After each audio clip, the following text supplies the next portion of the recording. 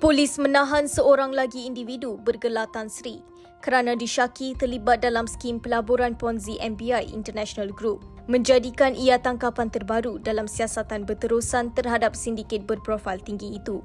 Menurut Pengarah Jabatan Siasatan Jenayah Komersial Bukit Aman, DCP Hazbullah Ali, suspek berusia 53 tahun yang juga pengerusi sebuah syarikat hartanah di Pulau Pinang ditahan pada Khamis dan direman 5 hari bagi membantu siasatan.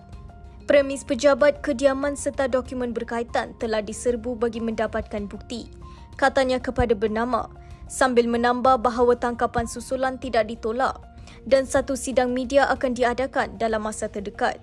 Suspek dipercayai menjadi proksi atau rakan kongsi sindiket dalam aktiviti pengubahan wang haram.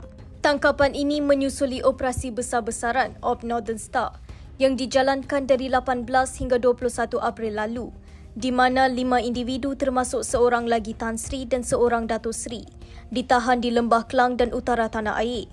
Antara aset yang telah disita termasuk ladang durian bernilai RM223.62 juta, 299 akaun bank dibekukan dengan jumlah wang RM123.61 juta, 12 kenderaan mewah, jam tangan eksklusif, 5 telefon bimbit serta pelbagai dokumen penting.